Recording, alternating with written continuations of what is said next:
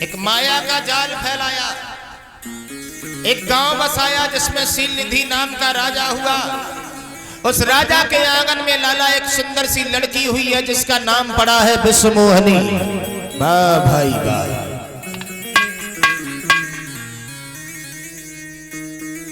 देव ऋषि नारद बाबा ने बीजा हाथ में उठाया। देव योग से नारद बाबा विश्वमोहनी के दरबार में पहुंच गए।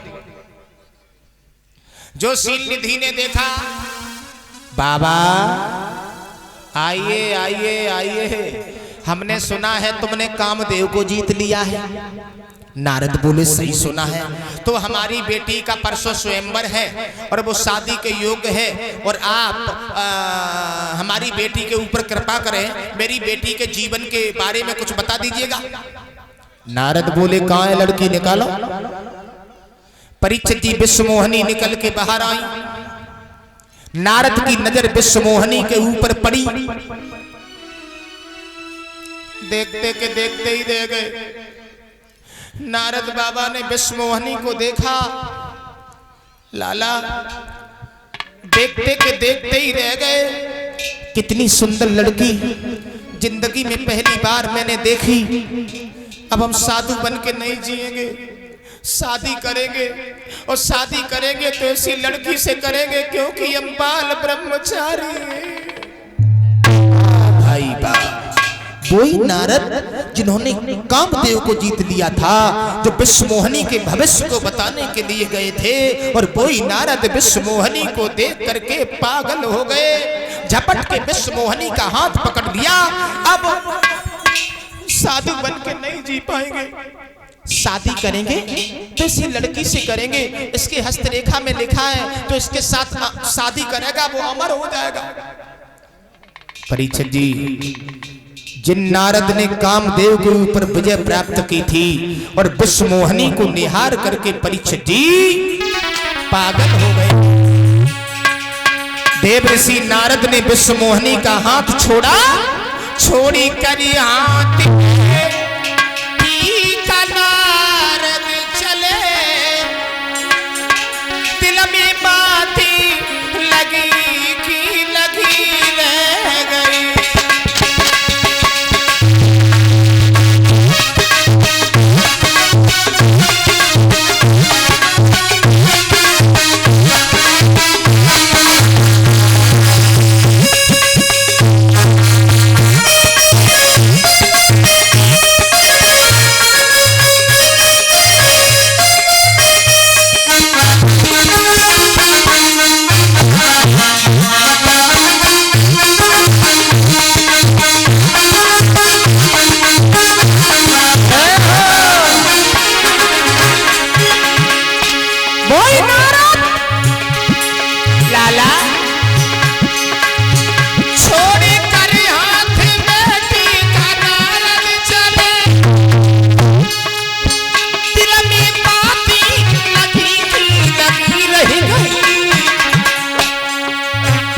कछु कह ना सके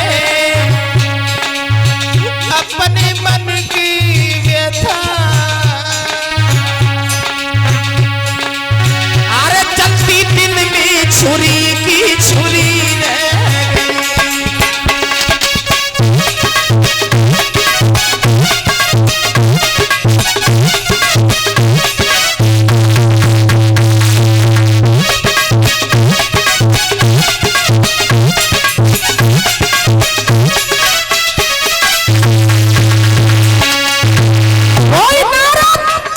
जिन्होंने कामदेव को जीत लिया था प्यारे, और वही नारद विश्वमोहनी को देख करके सर्वस्व न्यौछावर कर बैठे।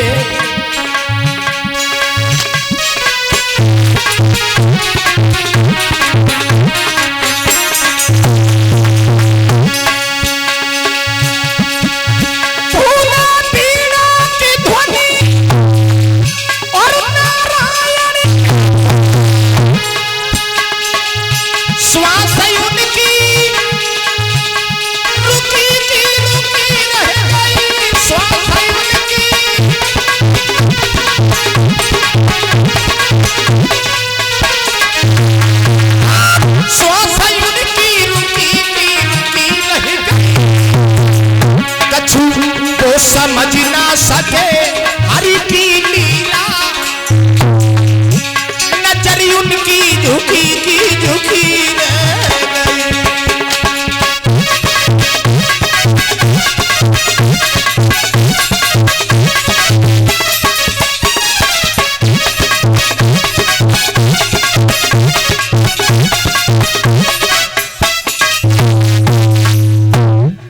नारद ने विश्वमोहनी के हाथ को लाला छोड़ दिया। वही देव ऋषि नारद जो विश्वमोहनी के भविष्य को देखने के लिए गए थे, लेकिन वही नारद विश्वमोहनी को निहार करके पागल हो गए, अपने ही भविष्य में डूब गए। आहा, सोचने लगे अब हम साधु बन के नहीं जी पाएंगे, शादी करेंगे तो इसी लड़की से करेंगे क्योंकि हम बाल ब्रह्मचारी हैं। परीक्षित जी, देव ऋषि नारद बाबा विश्वमोहनी को देख करके पागल हो रहे हैं। अब जाएं तो जाएं कहां, करें तो करें क्या। लला, शादी का वो लड्डू है जिसने खा लिया बहू परेशान है, और जिसे मिला नहीं है बहू परेशान है।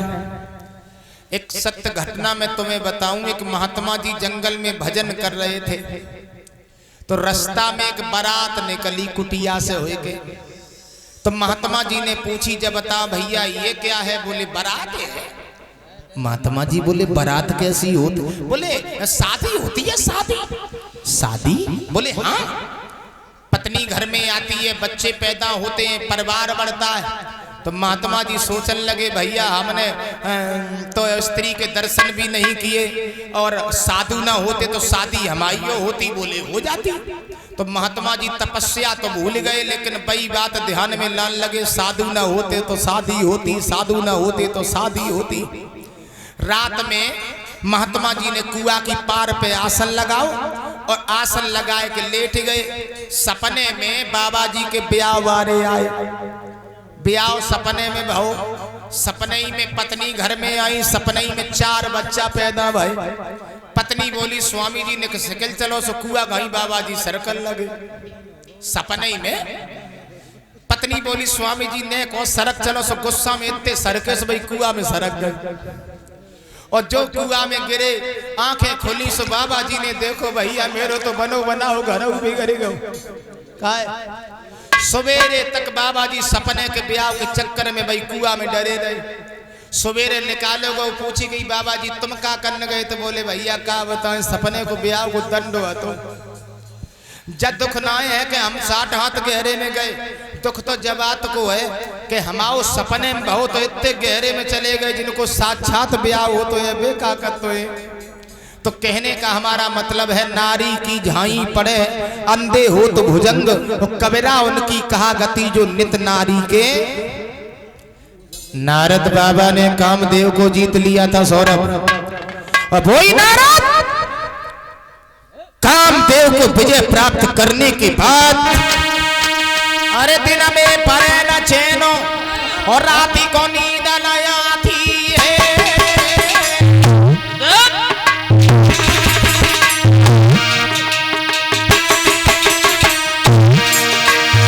शादी के पीछे न दिन में चैन है लला, न रात में नींद है बा भाई। अरे दिन में परे न चैन और राती को नींद न आती है। और देखत नजर पसार सामने लड़की आती लला। अरे आराम अब खाना पीना और सोचे नारद बिन लड़की के बनाए जीना घड़ी वो की सदन आवेगी। सुमोहनी दुल्हन बन मेरे घर में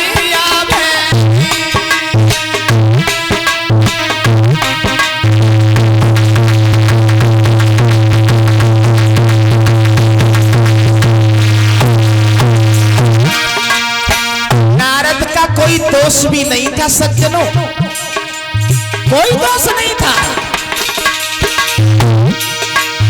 प्रेमपुरी जंजीर पीर तुम झूठे मत मानो, नाय जात कछु पे सपुरी बीमारी जाए जानो। हमेशा अच्छा दिल धड़के बुद्धि करे न काम कले, जो बिन प्रेमी तड़प के हराम खाना पीना हो गए। और दिन में परे न चैन रात को नींद न आया।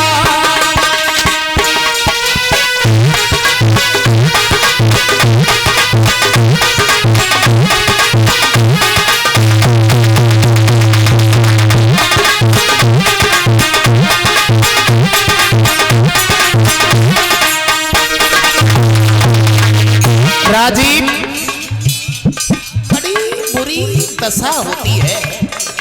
मेरा मतलब है भाई नारद जिन्होंने विश्व मोहिनी को देख लिया था, विश्व मोहिनी के प्यार में पागल होने लगे।